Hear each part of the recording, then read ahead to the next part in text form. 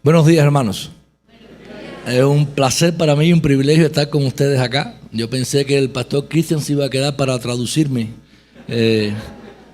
del cubano al colombiano. Así es que de todas maneras yo le pido que, quizás los cubanos hablamos un poco rápido a veces y a veces unimos palabras y es difícil de que a veces nos entiendan. Pero yo espero que pueda comunicarme adecuadamente entre ustedes hoy. Y de todas maneras, si alguna palabra no entienden el contexto, les va a ayudar a entenderla. Les traigo saludos de la Iglesia Bautista Nueva Vida, allá en La Habana, Cuba. Servimos allá. Y pues la iglesia, ellos están orando por nosotros hoy aquí, mientras nosotros estamos compartiendo con ustedes la palabra de Dios. Así es que gracias, pastores, por la invitación. Es un privilegio realmente poder estar con ustedes y compartir la palabra. Quiero invitarles a que tengan ahí en su Biblia abierta cerca en Ezequiel capítulo 37. Ezequiel capítulo 37. Tengan su Biblia a mano. En un momento pues estaremos leyendo este pasaje de las Escrituras. Dejadme llorar a mares, largamente y como los sauces, largamente y sin consuelo. Podéis doleros, pero dejadme. Los álamos carolinos podrán, si quieren consolarme. Vosotros, como hace el viento, podéis doleros, pero dejadme. Veo en los álamos, veo, temblando, sombras de duelo.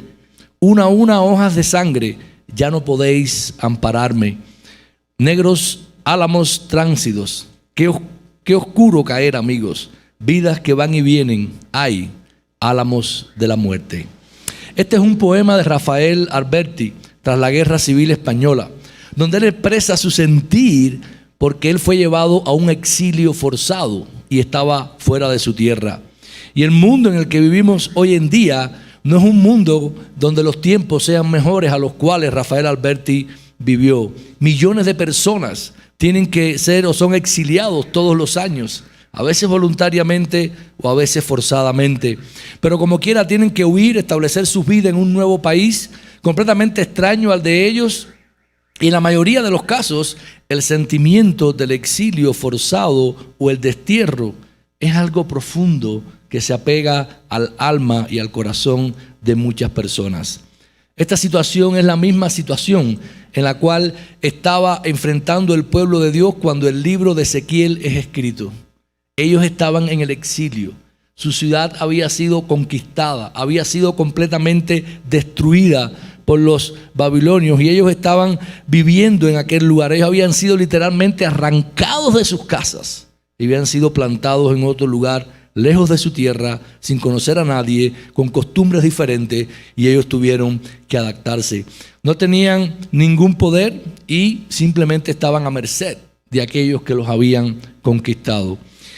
Y esta es la manera en que ellos están. En Ezequiel capítulo 37, entonces Ezequiel escribe, y vamos a leer todos Ezequiel capítulo 37, versículos 1 al 14, y vamos a ver qué es lo que él está transmitiéndoles. Dice la palabra de Dios: la mano de Jehová vino sobre mí y me llevó Yahvé en espíritu y me puso en medio de un valle que estaba lleno de huesos. Me hizo pasar cerca de ellos por todo en derredor, y he aquí que era numerosísimo en el gran valle, y por cierto, secos en gran manera. Y me preguntó: hijo de hombre, ¿podrán vivir estos huesos? Y respondí: oh Señor Jehová, solo tú sabes. Me dijo entonces: profetiza sobre estos huesos y diles: huesos secos, oíd palabra de Jehová. Así dice Jehová el Señor a estos huesos: he aquí yo hago entrar espíritu en vosotros y viviréis. Y pondré tendones sobre vosotros y haré subir sobre vosotros carnes y os cubriré de piel y pondré en vosotros espíritu y viviréis. Y sabréis que yo soy Jehová. Profeticé pues como me fue mandado, y mientras profetizaba hubo un ruido, y luego he aquí un estremecimiento, y los huesos se juntaron, hueso con hueso. Y mirando yo, he aquí tendones y carne crecieron sobre ellos, y les cubrió la piel por encima, pero no había espíritu en ellos. Entonces me dije: profetiza al espíritu, profetiza, oh hijo de hombre, y dile al espíritu, así dice Jehová el Señor, ven de los cuatro vientos, oh espíritu, y sopla sobre estos muertos para que vivan. Y profeticé como me había sido mandado, y el espíritu entró en ellos, y vivieron, y se pusieron sobre sus pies una multitud grande en extremo. Y me dijo luego, hijo de hombre, todos estos huesos son la casa de Israel. He aquí que dicen, nuestros huesos están secos, nuestra esperanza se ha desvanecido, estamos del todo perdidos. Por tanto, profetiza y diles, así dice Jehová el Señor, oh pueblo mío, he aquí yo abro vuestros sepulcros y os hago subir de vuestras sepulturas y os traeré a la tierra de Israel. Y cuando abra vuestros sepulcros y os saque de vuestras sepulturas, oh pueblo mío, sabréis que yo soy Jehová. Y pondré mi espíritu en vosotros y viviréis, y os pondré en vuestra propia tierra, y sabréis que yo, Jehová, he hablado y lo he cumplido, dice Jehová. Seguimos hasta el 28. Vino a mí palabra de Jehová diciendo, hijo de hombre, toma ahora un palo y escribe en él, para Judá y para los hijos de Israel, sus compañeros. Toma pues otro palo y escribe en él, para José, palo de Efraín, y para toda la casa de Israel, sus compañeros. Júntalos luego uno con otro como un solo palo para que se unan en tu mano.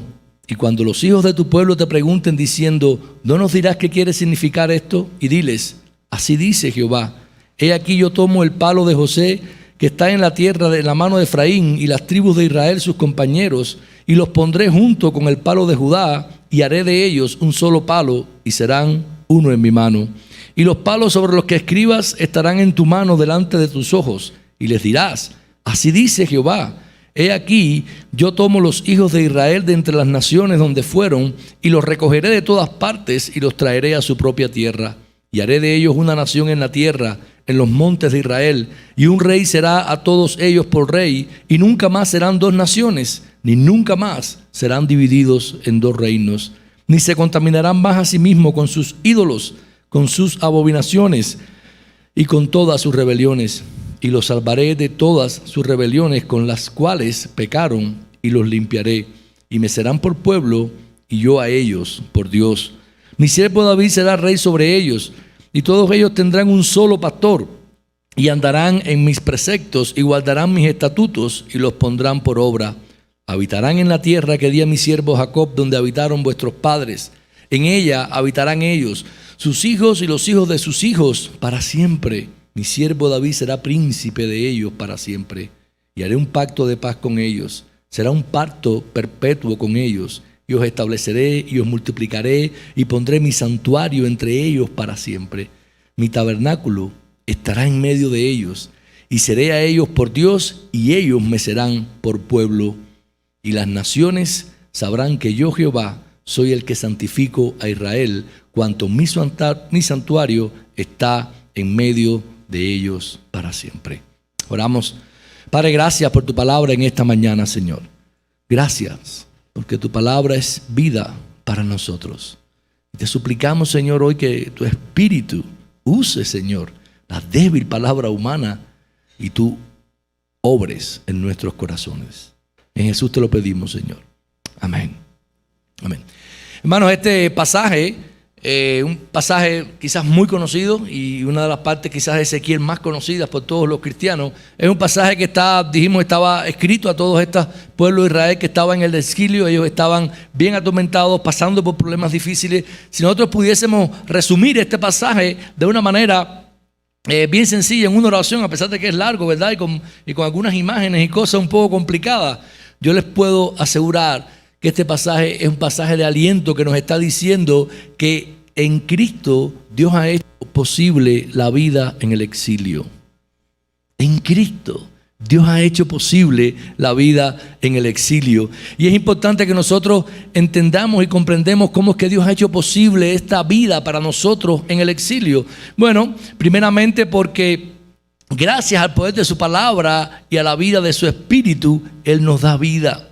En Ezequiel, los primeros 14 versículos, vemos aquí esta imagen de este valle de los huesos secos. Para entender correctamente esta visión es importante entender que el profeta escribe, como habíamos dicho, durante este exilio babilonio, y él es uno de los cautivos. El libro se basa en una serie de visiones que vienen a Ezequiel el profeta, y el pueblo por su parte ha sufrido en este exilio lejos, con el templo destruido y muy sufriendo por todo lo que estaba ocurriendo. Pero la vida en el exilio puede llegar a lucir muy desesperanzadora, hermanos, como un valle de huesos secos. Eso es lo que dice el versículo 1. Dice: la mano de Jehová vino sobre mí, me llevó en espíritu y me puso en medio de un valle que estaba lleno de huesos. Y miren cómo dice el versículo 2: y me hizo pasar cerca de ellos por todo en derredor, y aquí que eran numerosos el gran valle, y por cierto estaban secos en gran manera.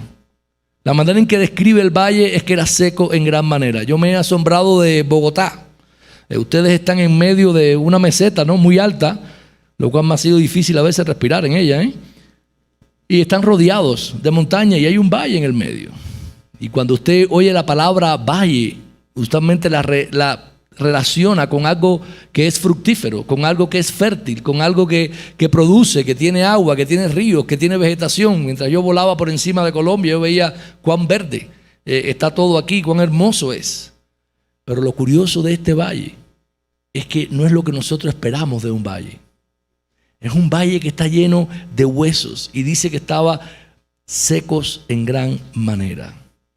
Hace unos años yo tuve que exhumar a mi mamá, que murió relativamente joven de un cáncer, y mientras mis hermanos y yo estábamos exhumándola, sacando todos los huesos de allí de la caja, nosotros tuvimos una experiencia triste y conmovedora. Simplemente recordar nuestra madre y ver simplemente huesos que estaban un poco húmedos, pero eran huesos, sin vida. No tenían nada más, no tenían carne, no tenían ligamento, eran simplemente huesos. Hermanos, la imagen que el profeta está usando aquí es un estado de desesperanza completo, donde la muerte está reinando y no hay manera en que, no hay manera humana en que pueda ser revertido. No hay esperanza en ese momento, cuando ya simplemente lo que queda de nosotros son huesos. Pero para este pueblo era diferente. Había esperanza. Miren el versículo 3 como dice: él me preguntó: hijo de hombre, ¿podrán vivir estos huesos? Viene la respuesta del profeta, y respondí: oh Señor Jehová, solo tú sabes. Él le estaba preguntando y él le dice: la respuesta humana es obvia. ¿Cuál es la respuesta humana? No hay manera en que puedan vivir. Nosotros sabemos que cuando tenemos los huesos delante de nosotros ya no hay vida. Pero parece que Ezequiel conocía su Biblia. Y Ezequiel entonces simplemente saca un pasaje en Deuteronomio 32:39, donde dice: ved ahora que yo soy el Señor, y fuera de mí no hay Dios. Yo hago morir y hago vivir, yo hiero y yo sano, y no hay quien pueda librarse de mi mano. Ezequiel sabía y entendía que la vida estaba en manos de Dios y no en manos de los hombres, que la vida era posible si Dios daba esa vida. Y esa es la respuesta. Ellos conocían a Dios, el autor de la vida. Ellos creían en Dios como aquel que podía dar vida. Hermanos, Dios es el Dios de la vida y de la muerte. Él es el creador de todo. Él tiene poder sobre la muerte, aún para revertirla en vida. Lo curioso es que esta era la condición en que se encontraba el pueblo de Dios. Fíjense que esta condición está relatando cómo estaba el pueblo de Dios, no cómo estaban los impíos. Cuando nosotros pensamos en términos de muerte, de aquellos que están muertos, de aquellos que están muertos, que son muertos vivientes, usualmente pensamos en las personas que no tienen a Cristo en la calle. Pero Ezequiel está escribiendo al pueblo de Dios, que estaban desesperanzados, lucían como muertos, como huesos secos, porque ellos estaban en medio de aquel exilio sufriendo terribles cosas. Versículo 11, entonces él le dice: me dijo: hijo de hombre, todos estos huesos son la casa de Israel. He aquí, nuestros huesos están secos, nuestra esperanza se ha desvanecido, estamos del todo perdidos. Eso era como se sentía el pueblo. Hermano, yo no sé cómo tú te sientas viviendo en este mundo, en este tiempo. Yo no sé si tú tienes mucha esperanza en el futuro o si tienes poca esperanza. Yo no sé cuáles son las circunstancias difíciles por las cuales usted esté pasando. Yo no sé si tú estás esperando o tu esperanza incluso esté puesta en que tú puedas lograr todos tus anhelos y todo lo que tú quieres en esta tierra. Pero yo quiero decirte algo, no lo vas a lograr. No lo vas a lograr. Nosotros como el pueblo de Dios en aquella oportunidad también estamos en un exilio.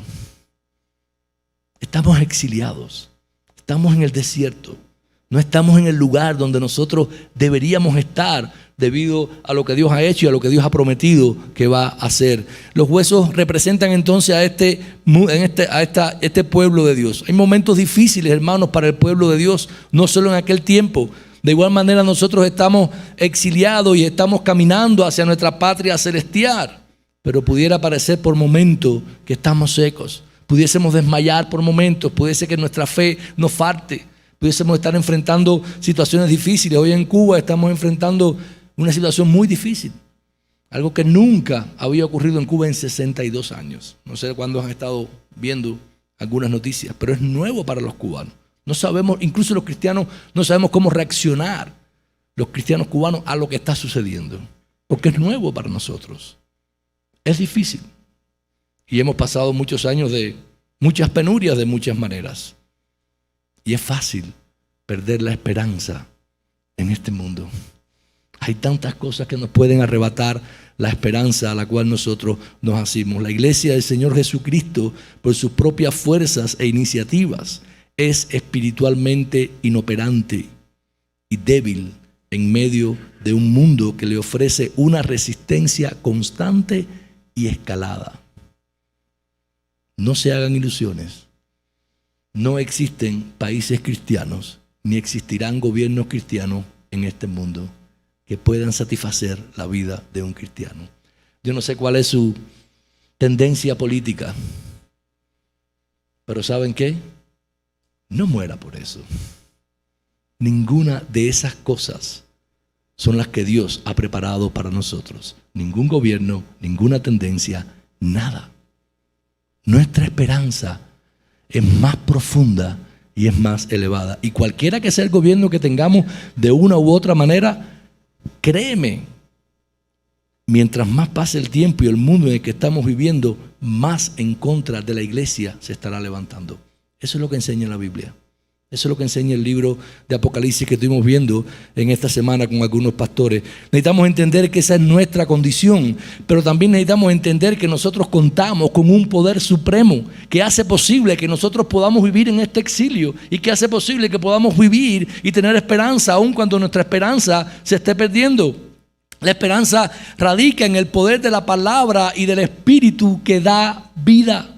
Miren a partir del versículo 4 lo que empieza a suceder. Él me dijo entonces: profetiza sobre estos huesos y dile: huesos secos, oíd palabra de Jehová. Si yo hubiese sido Ezequiel, yo hubiese dicho: ¿tú estás seguro, Señor? ¿A estos huesos secos?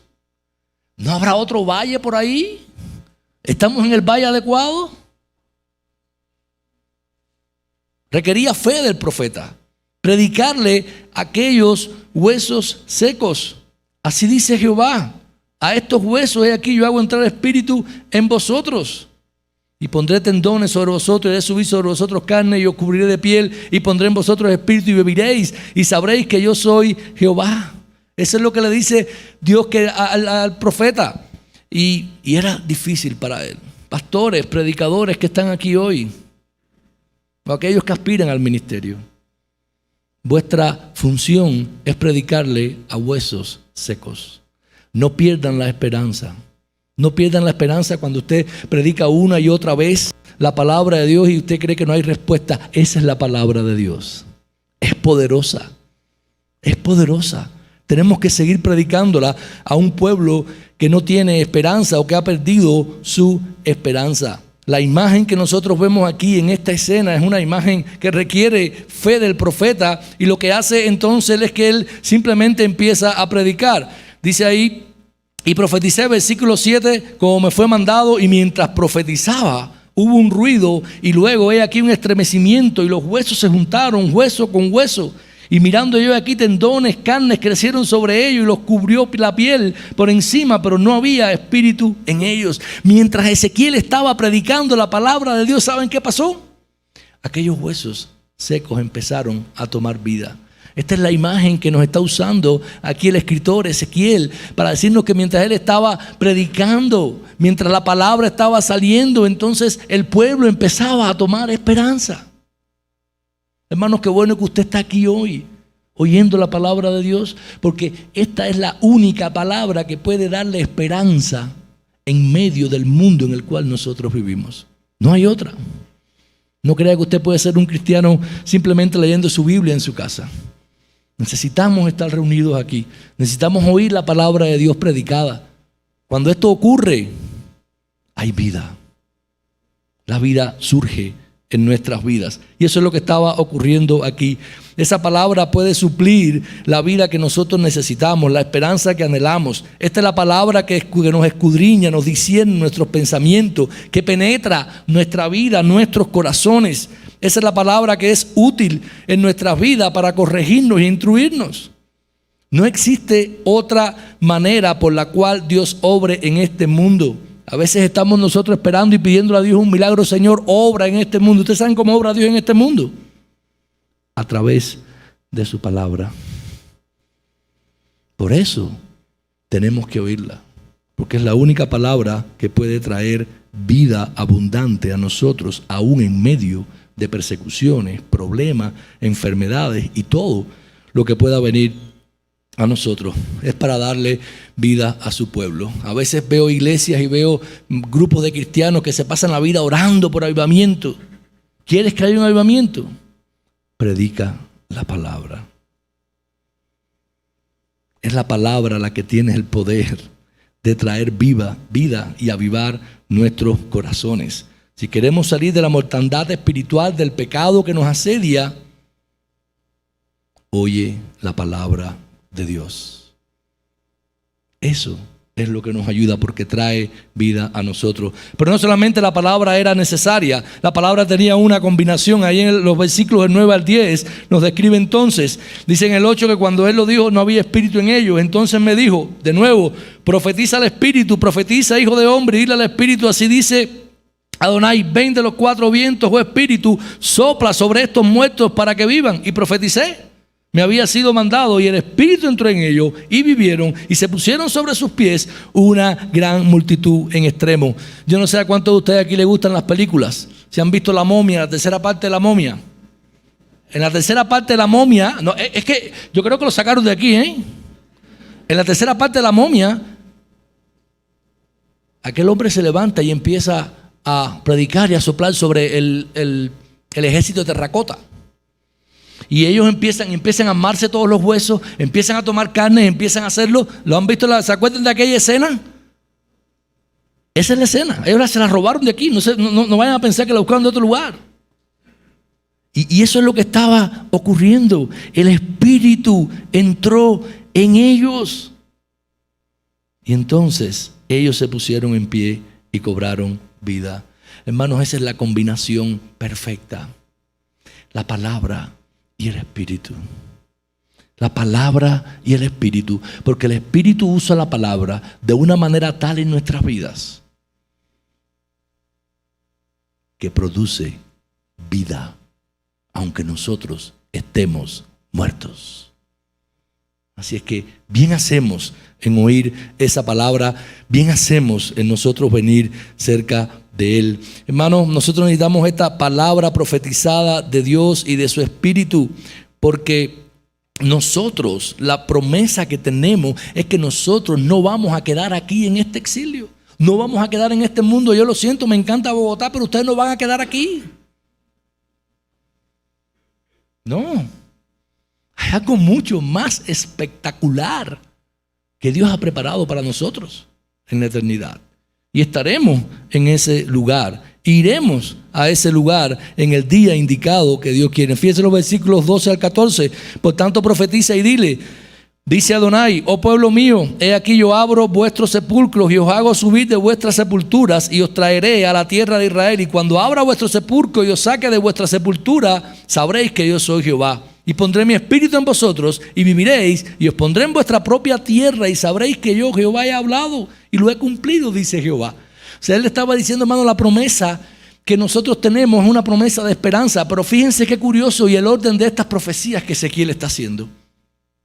Y esto nos ayuda como cristianos, o nos ayuda a examinar nuestra vida. Si usted tiene la esperanza de que usted no va a quedarse en este mundo, y usted tiene la esperanza arraigada en su corazón de que nosotros iremos a morar eternamente con Dios, eso significa que anteriormente el Espíritu ha usado la palabra y ha obrado en sus vidas y ustedes creen en Dios. No puedes creer en esta esperanza si eso no ha ocurrido. Y la otra manera en que entendemos ver esto para nosotros es: ¿tienes esa esperanza? ¿Ha obrado el Espíritu en tu vida, en tu corazón? ¿Ha usado la palabra y te ha dado la esperanza de la vida eterna y la estás esperando urgentemente? Eso muestra que el Espíritu ha obrado en tu vida y en tu corazón. Hermanos, esto es lo que la palabra hace y es la manera en que obra profundamente en nosotros. Tenemos la esperanza, Dios nos ha dado la esperanza eterna. Y el versículo del 15 al 18 también nos habla de que la vida en este exilio es posible a través de la esperanza de reunificación eterna. Es precisamente a través de esa esperanza que es posible que nosotros podamos vivir aquí en este mundo. Tú necesitas, mientras vives en este mundo, aferrarte a la esperanza que Dios nos ha dado en Jesucristo de un mundo que viene por mejor. Toda esta sección, por ejemplo, 37 de 15 al 22, habla de una promesa de reunificación. Él usa la imagen de dos palos, ponlos juntos, y él le dice, ¿qué es lo que significa? Bueno, eso significa que ustedes van a estar juntos y que Dios va a hacer todos los pueblos de uno. Cuando vamos al versículo 24, tenemos la promesa de un reino eterno.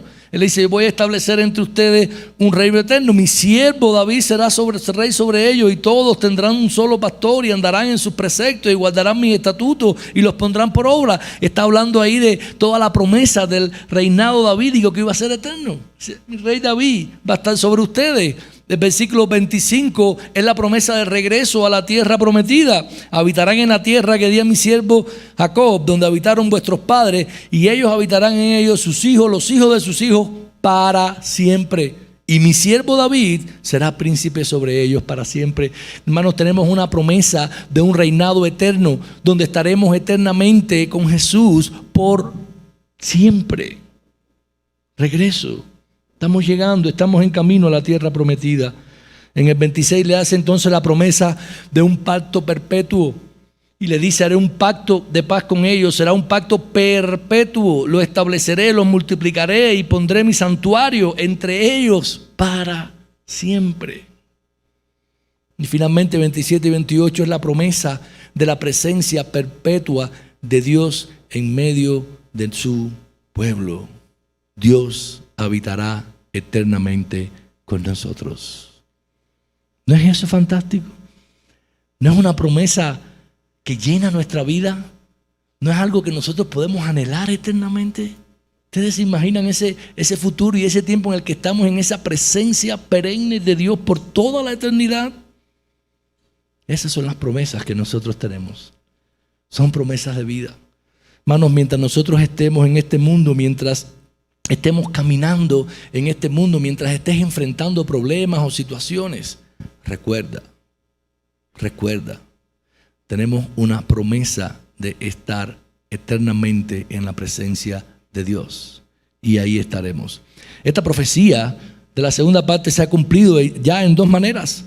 Un año después de que Ciro, rey de Persia, diera el edicto en el 538 a.C. de que los judíos podían regresar a su tierra, los cautivos regresaron después de 70 años de cautiverio. Fueron reavivados por su espíritu, regresaron a la tierra prometida, reedificaron la ciudad, reedificaron los muros, el templo, establecieron un rey descendiente de David. Eso ocurrió, esto se cumplió cuando ellos regresaron. Pero esa no era la promesa completa, esa era parte de la promesa. Esto también se cumplió de otra manera, y fue en la primera venida de Jesús, donde Dios nos salvó y nos limpió, donde nos ha insertado en el reino eterno de su Hijo, Él que es el descendiente de David, que reinará por siempre, y hizo un pacto con nosotros perpetuo y eterno a través de su muerte y su resurrección. Después de su resurrección, en el día de Pentecostés, cuando el Espíritu de Dios fue poderosamente derramado sobre los discípulos que estaban allí, Pedro habla la palabra de Dios y muchos se convierten en aquel día y tienen vida. ¿Se acuerdan de ese pasaje? Ahí esta profecía también se cumplió. Pero lo curioso es que todavía falta un cumplimiento de esta profecía. Esta es una profecía que tiene varios cumplimientos.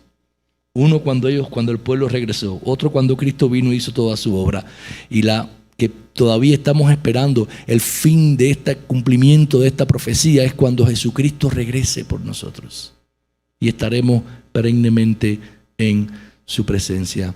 Hermanos, estamos viviendo en los tiempos en que el Espíritu de Dios ha sido derramado sobre su pueblo. Él vive en nosotros. Dios nos ha dado vida espiritual. Si eres un hijo de Dios y has sido reavivado, todo lo que necesitas para mantenerte en avivado en tu vida y vivo es seguir sometiéndote a la palabra de Dios que el Espíritu usa para seguir creando vida y esperanza en tu vida, para seguir obrando en tu corazón, para seguir trabajando en tu carácter, para que cada día tú puedas ser un poquitico más semejante a Cristo. Pero eso no lo vas a lograr en tus fuerzas, ni lo vas a lograr porque tú hagas muchas cosas o porque tú te esfuerces. Eso es una obra que hace el Espíritu usando su palabra para que tú puedas ser reavivado. Esto se cumplirá en aquel tiempo. Apocalipsis termina al final diciendo: y me mostró un río de agua viva resplandeciente como cristal que salía del trono de Dios y del Cordero en medio de la calle de la ciudad. Y al lado de cada río estaba el árbol de la vida que produce 12 clases de frutos, dando su fruto cada mes. Las hojas del árbol son para sanidad de las naciones y no habrá más maldición. Y el trono de Dios y el Cordero estará allí y sus siervos le servirán. Y ellos verán su rostro y sus nombres estarán en su frente. No habrá más noche, no tendrán necesidad de luz, de lámpara ni de luz de sol, porque el Señor Dios los iluminará y reinarán por los siglos de los siglos. Eso es Apocalipsis 22 del 1 al 5. Así termina la Biblia. Termina dándonos la esperanza de nuestra comunión eterna con Jesús. Un regreso al perfecto jardín de Dios. En esa oportunidad, con la ausencia de la serpiente. Estamos todavía esperando ese lugar. No se acomode demasiado, hermano. Esta morada en esta tierra no es permanente. No se haga un castillo reforzado. No va a vivir ahí eternamente. Cristo está preparando el lugar para nosotros. Hermanos, nosotros, al igual que el pueblo de Dios, en el tiempo del exilio, estamos fuera de nuestra patria celestial. Recuérdelo, fuera de nuestra tierra prometida. La vida en el exilio es extremadamente diferente a la vida que Dios ha diseñado para nosotros. El rey de este mundo caído es Satanás, el rey de las tinieblas, y su maldad está presente y patente. Creo que todos podemos o la hemos sentido en momentos de nuestra vida. Su meta frustrada es destruir la gloria de Dios, y por eso lucha una guerra perenne en contra de los descendientes de Dios, su iglesia, nosotros. Todo lo que existe en el mundo se levanta en contra de Dios y de su conocimiento. La guerra en contra de la iglesia nunca va a aflojar, se va a intensificar. El apóstol Pedro, cuando se refiere a sus oyentes, ¿cómo los llama? Ustedes son extranjeros y peregrinos. Nosotros somos extranjeros y peregrinos en este lugar. El apóstol Pablo también nos recuerda en sus cartas que nuestra ciudadanía, ¿dónde está? En los cielos. No en esta tierra, solo en los cielos. La iglesia de Jesucristo no está en su tierra, no está en su patria, está exiliada, sufriendo, siendo atacada, ridiculizada, perseguida. Y eso, ya se los dije, no va a mejorar. Recuerden, no existe ninguna nación cristiana en este mundo, ni lo va a existir nunca. Esta es la realidad de nuestra vida en esta creación caída. Nosotros somos hijos de Dios y tenemos la comisión de llevar esta palabra que tiene vida a todos para que el Espíritu la use y ellos puedan tener vida también. Por eso estamos en este mundo todavía. No hay otra razón. Apocalipsis da otra, y es que todavía faltan cristianos por morir y ser mártires antes de llegar al cielo. Por eso estamos en esta tierra. Esa es nuestra misión. Ahí debemos estar enfocados. Nosotros no podemos A pesar de todo lo que ocurre en nuestra vida, hermano, no tenemos por qué estar desesperanzados ni destruidos, porque nuestra esperanza es segura y Dios ha cumplido siempre su palabra. ¿Y saben qué? Él la va a seguir cumpliendo. Y un día esta promesa la podremos ver completamente en nosotros. Esto es todo lo que necesitamos para reavivarnos. Esto es lo único que realmente puede reavivar nuestra vida. La mejor manera de reavivar un cristiano o una comunidad es precisamente haciendo esto, predicando la palabra de Dios para que la use su espíritu. Amigo, si hay alguien aquí que no es cristiano todavía, esta palabra es tan poderosa que aunque tú no seas cristiano y estés muerto en delitos y pecados, aunque tú creas que no hay oportunidad ni esperanza para ti, aunque tú creas que tu vida no tiene esperanza ninguna, yo te quiero decir algo. Sí hay esperanza, porque no depende de ti. Dios te puede salvar. Dios tiene el poder para hacerlo. Si lo hizo con aquellos huesos secos, ¿cómo no lo va a poder hacer contigo? Hermano, recuerde, la vida en el exilio ha sido hecha posible porque Jesucristo murió por nosotros y la ha hecho posible. Oremos. Padre, gracias en esta mañana, Señor. Gracias por esta tu palabra. Gracias por este mensaje alentador, donde nosotros vemos que tú, a través de tu palabra y de tu espíritu, tienes el poder sobrenatural de darnos vida y esperanza en medio de un mundo caído, en medio de tantas vicisitudes, Señor. Oh Jesús, permite que nosotros podamos seguir esperando en ti y solo en ti, Señor, y ver un día todas estas cosas hechas realidad y ser parte del cumplimiento de todas estas promesas y habitar eternamente en comunión contigo. En Jesús te lo pedimos, Señor. Amén. Amén. Hermanos, Dios les bendiga.